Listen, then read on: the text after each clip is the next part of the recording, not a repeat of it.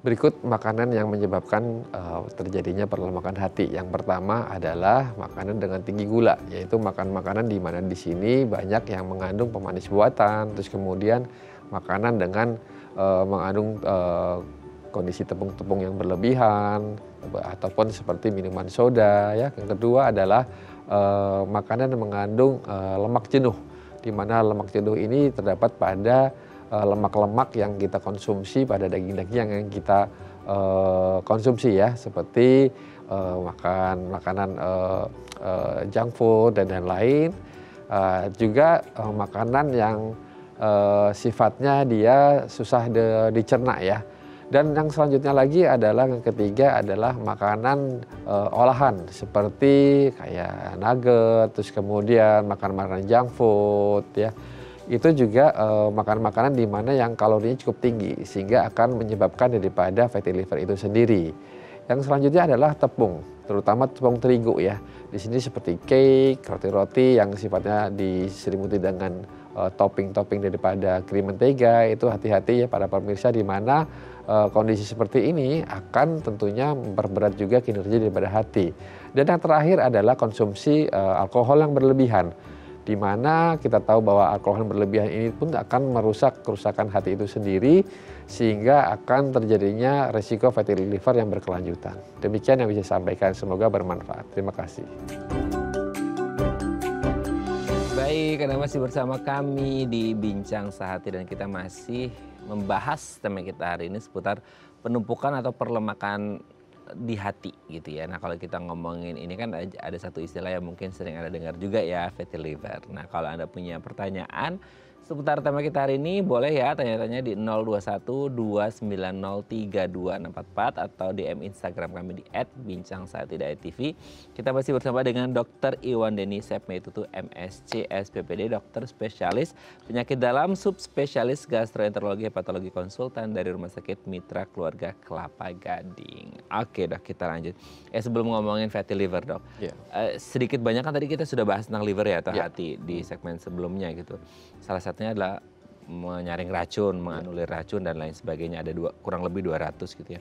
Tapi secara umum by definition secara medis sendiri, hati ini, liver ini itu organ apa, lokasinya di mana, kira-kira segede apa, dan fungsinya selain yang menyaring racun ya, itu yang beberapa tadi itu bisa disebutkan dok? Ya, jadi organ liver ini merupakan organ yang peranan fungsinya cukup besar di dalam tubuh kita, selain jantung, paru-paru, ginjal ya. Jadi dia lokasinya ada di kanan atas. Ya, di mana ukurannya kurang lebih dengan panjang 10-12 cm dengan ketebalan tinggi itu sekitar 6-8 cm ya. Nah, kita tahu di situ organ hati itu selain tadi dikatakan fungsinya sebagai detoksifikasi racun atau menganulir racun, dia fungsi utama tadi sudah saya sebutkan bahwa untuk metabolisme, jadi mengatur metabolisme protein, metabolisme gula, metabolisme lemak. Nah, metabolisme protein itu salah satunya adalah dia mengatur protein-protein yang dibutuhkan oleh tubuh kita, sehingga dia dapat dipakai untuk sel-sel tubuh kita.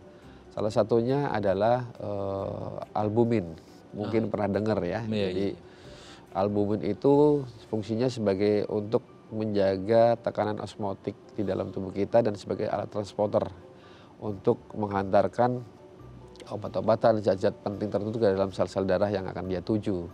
Apabila kekurangan protein ini, nah tentunya metabolisme organ-organ lain pun jadi akan terganggu. Terus kemudian yang kedua, metabolisme daripada karbohidrat. Salah satunya kita tahu adalah gula ya. Jadi dia tempat penyimpanan daripada gula. Kita sebut namanya glukagon ya, di mana fungsi tersebut sebagai reservoir ataupun sebagai penyimpan. Ketika tubuh kita membutuhkan gula, si hati itu akan memberikan cadangan gulanya itu disebarkan ke seluruh tubuh. Dan juga untuk menetralisir daripada menjaga keseimbangan kenormalan gula itu tersebut.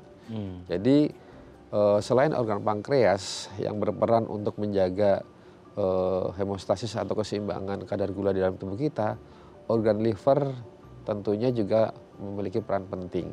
Karena kita temukan banyak kasus bahwa penyakit-penyakit yang latar belakangnya sirosis ataupun yang latar belakang diabetes, timbal baliknya itu satu sama lain bisa menimbulkan keduanya itu tersebut. Misalnya sirosis pada kenyataan dia bisa diabetes karena ada gangguan metabolisme gula, ataupun penyakit diabetes yang lama dengan mekanisme dia ada obesitas ataupun fatty liver yang akan tentunya dia dengan jalur resistensi insulin menyebabkan juga sirosis juga.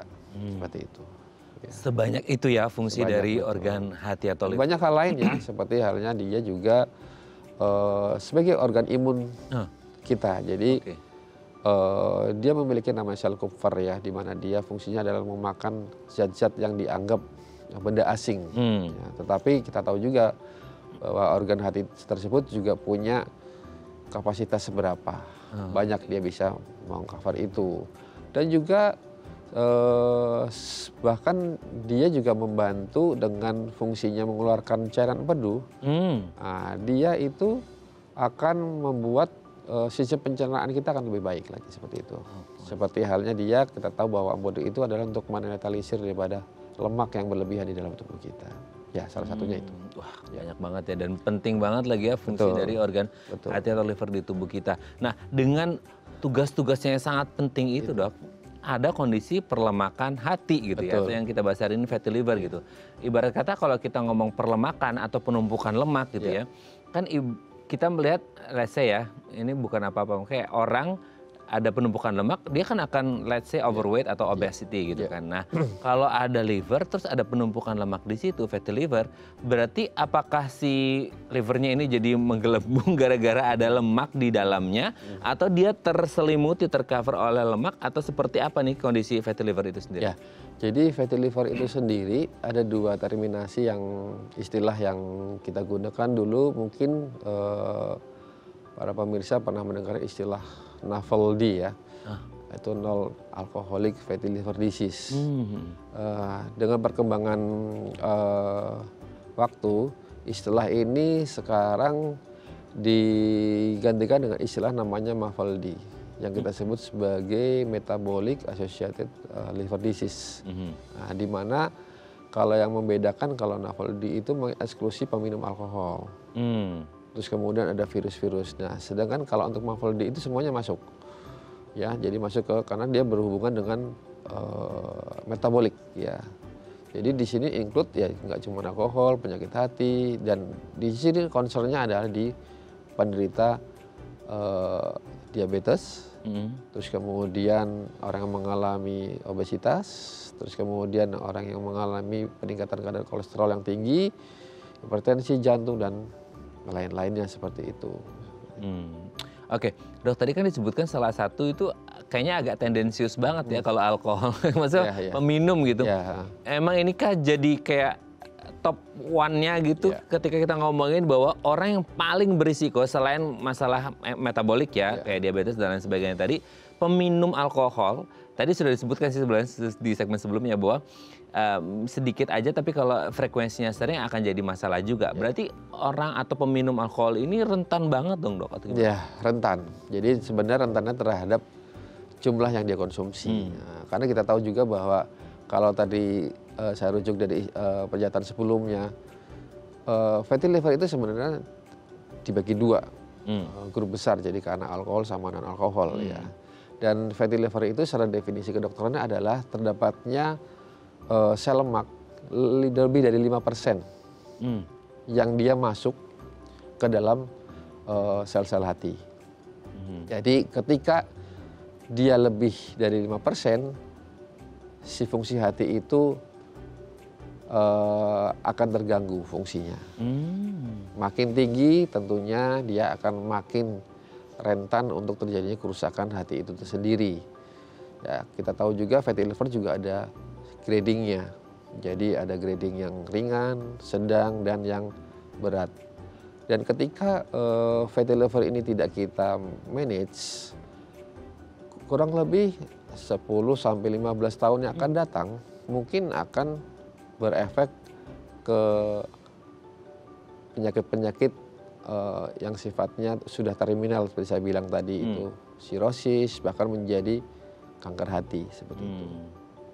Jadi kalau untuk masalah alkohol ya memang berisiko dan tentunya di sini para pemirsa juga harus tahu ada batasan alkohol yang harus dikonsumsi. Apabila melebihi dari ketentuan, tadi saya bilang untuk laki-laki lebih dari 30 gram, terus kemudian perempuan lebih dari 20 gram, itu dia akan berefek menjadi suatu kerusakan hati yang hebat seperti itu. Oke, jadi memang harus dikontrol ya kalau kita ngomongin Anda peminum alkohol, kalau bisa stop karena ada risiko besar mengintai organ liver Anda. Oke, dan nanti kita lanjut lagi ya di segmen selanjutnya ya. Oke pemirsa, kami akan kembali saat lagi kita bersama kami di Bincang Sehati.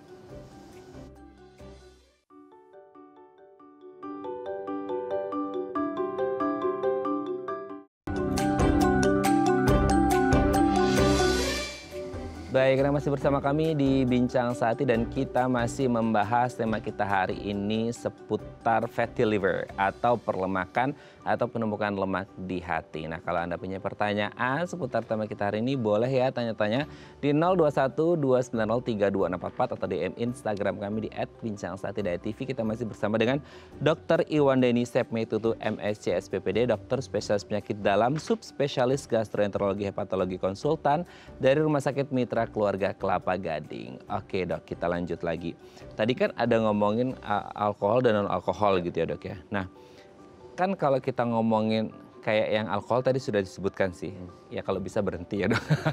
Itu kan jadi concernnya banyak orang. Kalau untuk yang non-alkohol dok, kan belakangan ini kita melihat prevalensi dari penyakit-penyakit metabolik lah, vaskuler dan lain sebagainya kan lumayan meningkat dok. Apakah dengan prevalensi yang meningkat dari penyakit-penyakit metabolik dan lain-lain sebagainya juga meningkatkan risiko orang mengalami fatty liver? Ya betul sekali. Betul sekali. Jadi seperti halnya kita tahu bahwa untuk saat ini dengan gaya hidup yang ada, kita makan makanan dengan varian-varian yang kita boleh sebut makanan yang berkalori tinggi, fast food seperti itu, terus kemudian tingkat stresor yang tinggi, terus tadi sudah disebutkan sedentary life ya jadi jarang olahraga. Itu tentunya akan meningkat resiko daripada penyakit metabolik, salah satunya diabetes. Dan diabetes yang dialami masyarakat pada umumnya saat ini adalah diabetes tipe 2. Di mana tipe 2 tersebut adalah jumlah insulin yang kita butuhkan itu sudah cukup.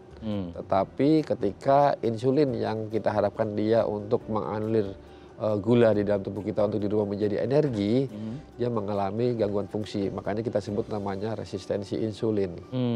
Dan ketika kondisi seperti ini akan berimbas ke metabolisme yang ada di liver itu sendiri. Salah satunya adalah akan terjadi gangguan di mana akan terjadi penumpukan lemak yang berlebihan di dalam liver itu sendiri. Pada akhirnya fatty liver itu sendiri terjadi seperti itu. Dok, kalau misal orang dengan penyakit metabolik, let's say kayak diabetes mellitus gitu ya, kan untuk orang-orang yang gula darahnya tidak terkontrol dengan baik kan memang berisiko akan merusak organ-organ yang lain. Mungkin salah satunya adalah liver. Kalau case-nya adalah orang ini ada riwayat diabetes, tapi gula darahnya terkontrol dengan baik. Ada nggak risiko masih si liver ini juga mengalami fatty liver? Kalau kita bilang risiko tetap ada walaupun kecil. Tapi tentunya kita selalu edukasi kepada pasien-pasien penderita diabetes ya bahwa untuk 4 pilar dalam mengontrol kadar gula darahnya selain obat itu tetap harus dijalankan secara optimal. Jangan harapan bahwa penderita diabetes itu jangka panjangnya adalah supaya tidak terjadi atau mengalami komplikasi yang dialaminya seperti itu. Karena kita tahu diabetes ini kita sebut sebagai silent killer ya. Jadi dia bermain di belakang layar. Jadi ketika kerusakan-kerusakan menyebabkan kematian bukan karena diabetes tapi akibat daripada komplikasi yang ditimbulkan. Salah satunya seperti stroke, gagal ginjal, jantung koroner ya dan lain-lain seperti itu. Kalau kita ngomong diabetes memang ini adalah the mother of diseases. Jadi harus berhati-hati kalau Anda punya riwayat diabetes karena bisa mengganggu dan Anda harus mengontrol gula darahnya secara baik gitu ya. Akhirnya sebelum kita lanjut, ini ada penelpon, kita sambut terlebih dahulu ya. Halo, selamat pagi. Dengan siapa di mana? Pagi. Pagi Bapak, dengan Bapak siapa di mana Pak? Saya dengan Hartono Pak, ini di Sunter, Jakarta.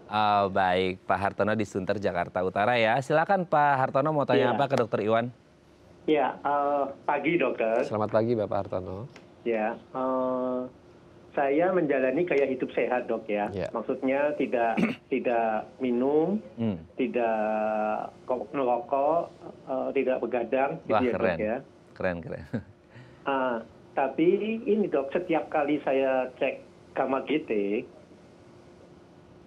selama udah bertahun-tahun sih dok, udah puluhan tahun lah dok, 10 tahun lebih ya dok ya. Ya. Itu konstan di gamma GT saya itu kurang lebih di antara 300 bahkan 400 dok. Oke.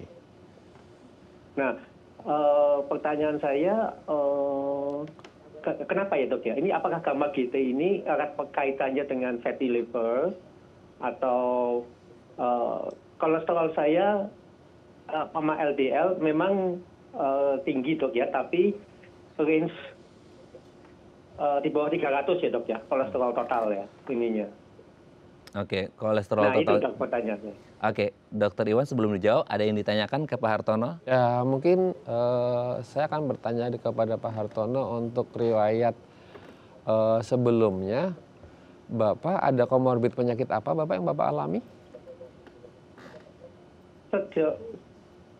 Sejauh yang enggak sih dok, enggak ada. Tidak ya, ada dok. ya, Pernah, hipertensi, gula gitu apa? Enggak ada ya? Kira-kira udah 15 tahun yang lalu pernah sakit kuning aja dok, masuk Oh rumah sakit sakit. kuning, mungkin Pernah hepatitis A masuk ya. rumah sakit, mungkin ya. iya kuning dok.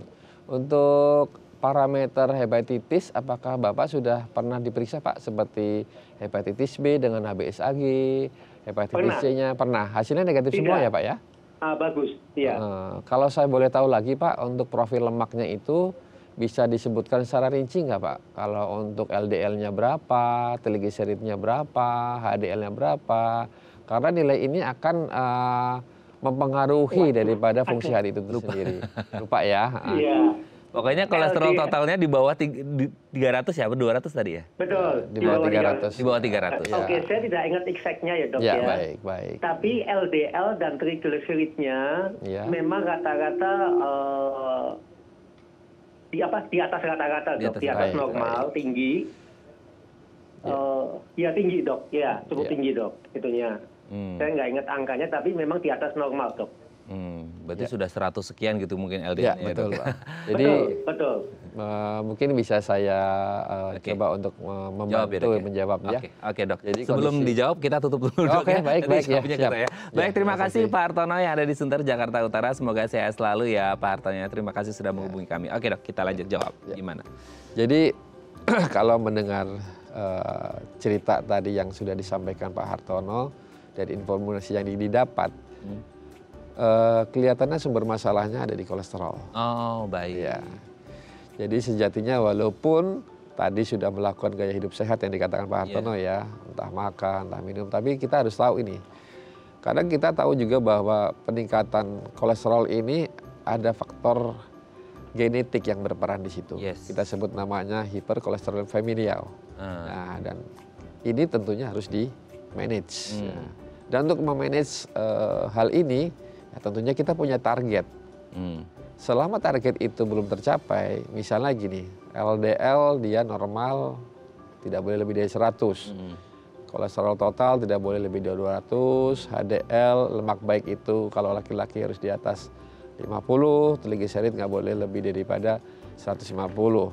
Dan apabila target itu tidak tercapai, ya tentunya kita sampaikan tadi bahwa apabila lemak yang mengendap di dalam liver kita atau hati kita itu terlalu lama, akan membuat kinerja daripada hati itu sendiri untuk mengurai lemak tersebut, dia akan mencapai suatu titik jenuh, di mana dia pada akhirnya tidak sanggup. Ya, jadi saran saya untuk ke Pak Hartono untuk lebih lagi mengkonsen untuk manajemen daripada si kolesterolnya ini, seperti itu. Oke, semoga ini bisa menjawab pertanyaan Pak Hartono dan semoga saya selalu dari Sunter ke tempatnya Dr. Iwan Deni dekat kok ya. Langsung mampir ya Pak Hartono ya. Baik, terima kasih sudah menghubungi kami Pak Hartono ya. Oke, dan nanti kita lanjut lagi ya di segmen selanjutnya ya. Oke, pemirsa, kami akan kembali saat lagi kita bersama kami di Bincang Saat ini.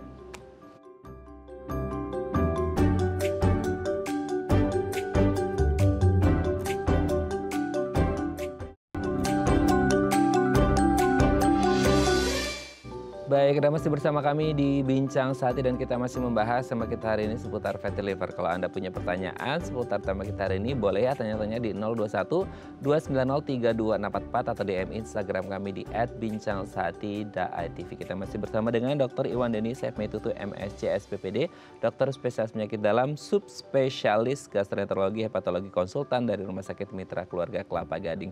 Oke dok, sebelum kita lanjut ini ada penelpon lagi, kita sapa ya. Hari ini banyak nih fansnya Dr. Iwan ya. Oke, halo, selamat pagi. Dengan siapa di mana? Saya Yeni di Sunter. Di Sunter, baik. Dokter. Ya, silakan Bu Yeni. Begini, saya udah nggak ada ampedunya. Lantas levernya itu udah ada nempel lemaknya. Terus bagaimana caranya supaya apakah lemaknya itu bisa lepas, nggak ada lemaknya di situ nempel. Lantas bagaimana caranya menghilangkan lemaknya itu? Oke. Ya, terima kasih. Ya, baik. Sebelum dijawab, dok, ada yang ditanyakan kondisinya atau sudah jelas? Selamat pagi Ibu, boleh saya bertanya sebelumnya untuk pemeriksaan kadar kolesterolnya bagaimana ya Ibu? Kolesterolnya sih iya baru 2 hari yang kemarin hari Selasa itu memang ada tinggi 240 total. Bisa dijabarkan LDL, HDL, trigliseridnya? Oh, itu sih bagus semua. Oh. Bulan kemarin juga bagus.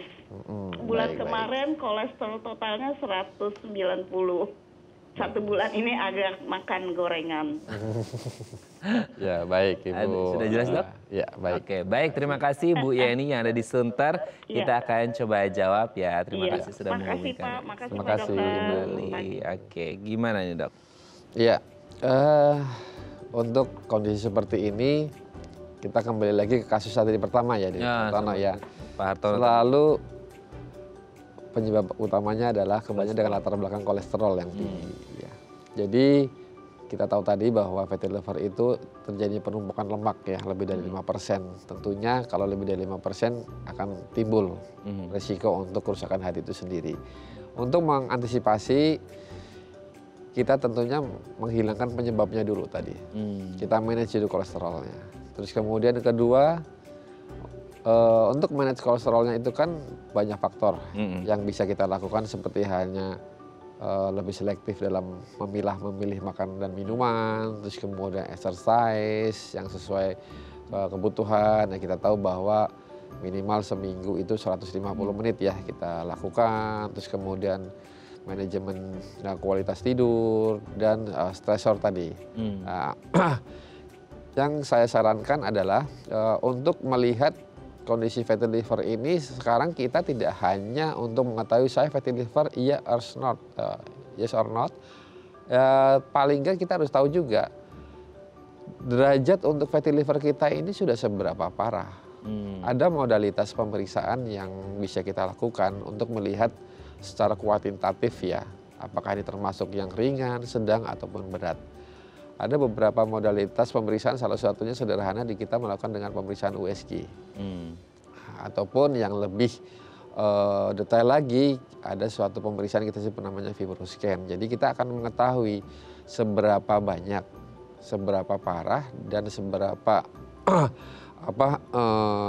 tingginya impending daripada si fatty liver itu sendiri. Jadi untuk menghilangkan lemak di dalam hati itu bisa dengan usaha-usaha tadi sudah saya sampaikan, dan tentunya ini juga Ibu Yeni juga harus melakukan tindakan lanjutan ya untuk mengetahui pre dan postnya usaha yang sudah kita lakukan untuk menghilangkan lemak di dalam lemak di dalam liver itu sendiri.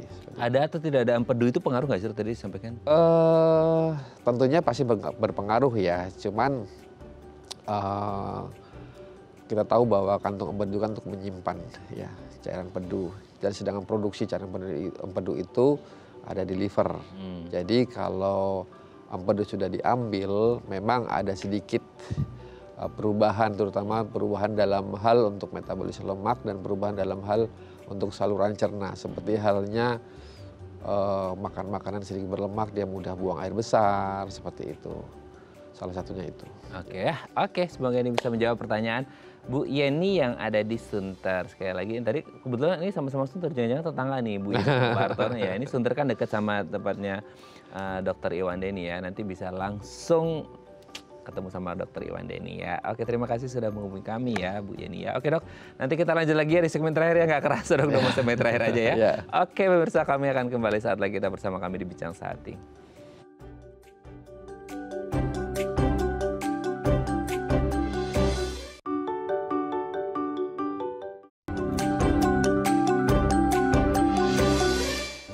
Baik, Anda masih bersama kami di Bincang Sehati dan kita masih membahas tema kita hari ini seputar fatty liver atau penumpukan atau perlemakan di hati. Masih bersama dengan Dr. Iwan Deni, CFM itu MSc SPPD, dokter spesialis penyakit dalam, subspesialis gastroenterologi hepatologi konsultan dari Rumah Sakit Mitra Keluarga Kelapa Gading. Oke dok, kebanyakan di luaran sana ketika ini sifatnya penyakitnya kronis, kan kalau ini pasti kronis ya dok ya, panjang.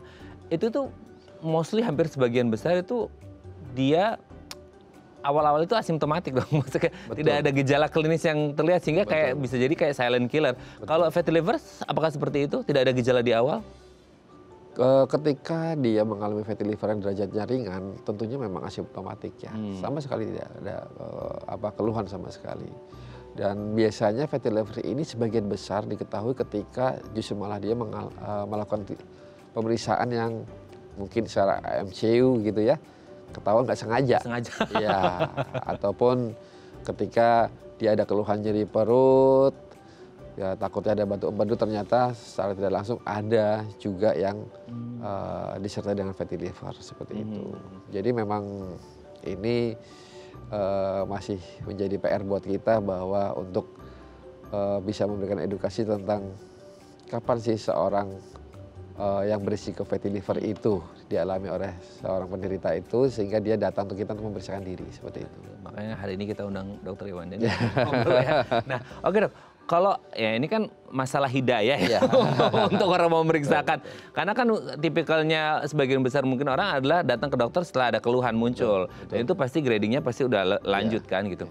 Nah kalau untuk orang-orang yang tadi disebutkan, mungkin yang peminum lah atau mungkin punya penyakit metabolik atau beberapa faktor risiko yang lain secara genetik juga mungkin ada pengaruh. Kayak pemeriksaan itu bisa dilakukan dengan apa? Maksudnya kalau tadi kan MCU yang standar gitu ya, orang nggak sengaja tahu gitu. Tapi kalau untuk kayak sengaja banget, dok saya ada faktor risiko, biasanya pemeriksaannya apa dok? Ya, jadi gini, pemeriksaan ini tentunya sebelum saya ke pemeriksaan saya akan berikan edukasi dulu ya. Jadi kapan sih bagi seseorang yang mempunyai risiko fatty liver itu datang ke kita? Satu, tentunya dia dengan berat badan berlebih. Oh, obesitas ya. Terus kemudian yang kedua, dia penderita diabetes. Diabetes. Hipertensi. Tadi peminum.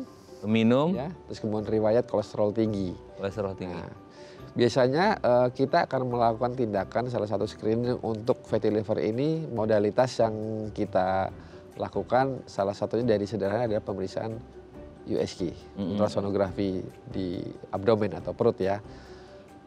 Itu hanya kita mengetahui secara kualitatif ada atau tidak. Tetapi dengan teknologi yang baru sekarang dengan alat USG itu pun kita bisa mengetahui untuk secara kuantitatif ya. Jadi ada metode tertentu yang dia mengatakan jumlah-jumlah sekian itu mengalami fatty liver dengan menyebut gradingnya. Dan modalitas selanjutnya adalah modalitas pemeriksaan yang mungkin para pemirsa sudah pernah dengar istilah fibroscan tadi sudah saya sebut ya. Jadi fibroscan itu dia mempunyai fungsi satu sebagai untuk melihat kekakuan daripada hati ataupun elastografi daripada hati. Jadi melihat kekenyalan daripada hati itu sendiri. Dan kedua tadi itu untuk melihat derajat daripada fatty liver yang dialami penderita tersebut. Jadi dua hal ini biasanya bisa kita lakukan. Walaupun sebenarnya salah gold standarnya pemeriksaan untuk fatty liver ini adalah melakukan tindakan biopsi. Tetapi kita tahu biopsi itu kan tindakan yang sifatnya invasif. Ya, jadi ada risiko. Dengan modalitas tadi 2 pemeriksaan secara USG ataupun fibroscan, tentunya itu sangat membantu sekali dengan akurasi yang cukup tinggi seperti itu. Sehingga aja bisa menegakkan diagnosis bahwa ini adalah fatty liver. Ya. Nah, kalau akhirnya sudah didiagnosis ini fatty liver, tindakan selanjutnya seperti apa, Dok? Ya, tindakan tergantung dari berapa persen perlemakan ya atau gimana? Yang pertama kita harus identifikasi dulu bahwa fatty liver ini dalam status di kondisi yang mana. Apakah artinya dia membutuhkan terapi lanjutan secara farmakokinetik ataupun non farmakokinetik yang artinya dia derajat masih ringan, kita arahkan untuk lifestyle-nya. Dan tentunya fatty liver ini dia tidak berdiri sendiri dan dia ada penyakit yang melatar belakangi seperti kayak tadi kolesterol yang tinggi, diabetes. Nah, kalau sudah seperti ini kita harus manage dulu penyebabnya itu kita atasi. Jadi tidak ada artinya ketika kita mengobati fatty livernya tetapi underlying-nya kita tidak manage seperti itu. Kita olahraga segala macam ya. Tapi diabetesnya kita biarkan, kolesterol kita biarkan, hipertensi kita biarkan, ataupun tadi misalkan alkohol ya, udah olahraga, dok saya minum, tapi kan saya olahraga gitu ya. Itu juga tidak menyelesaikan masalah. Jadi banyak faktor yang terlibat untuk manajemen daripada fatty liver itu sendiri. Nah, berarti kalau ada underlying disease itu sifatnya bisa paralel, Dok? Atau bisa. Bisa. Misalnya diabetes, ternyata dia ada kadar kolesterol tinggi. Iya. Ternyata dia peminum. Aduh. Ternyata dia diabetes B misalnya. Dan obesitas. Dan obesitas. Nah, kondisi itu tentunya akan lebih cepat men-trigger. Jadinya penyakit. Nah, itu kalau numpuk-numpuk kayak gitu secara paralel kayak gimana? Maksudnya semua berbarengan semua bisa, Dok? Bisa, satu sama lainnya bisa. Dan tentunya ibaratnya yang tadinya kecepatan 10 km per jam, ya mungkin bisa jadi 150 km per jam untuk menjadi suatu ke arah kerusakan daripada hati itu sendiri. Itu lebih ngebut itu kayaknya. Iya, betul. Oke. Nah, bisa nggak akhirnya dengan kondisi apapun fatty liver yang udah terganggu ini bisa kembali seperti semula? Bisa. Bisa sekali. Jadi kondisi fatty liver ini suatu kondisi di mana sifatnya dia reversible ya. Jadi reversible artinya dia bisa kembali ke semula ke dalam kondisi liver atau hati yang sehat dengan catatan tadi itu memanage dengan salah satunya adalah mengantisipasi ataupun menyelesaikan daripada underlying penyakitnya itu.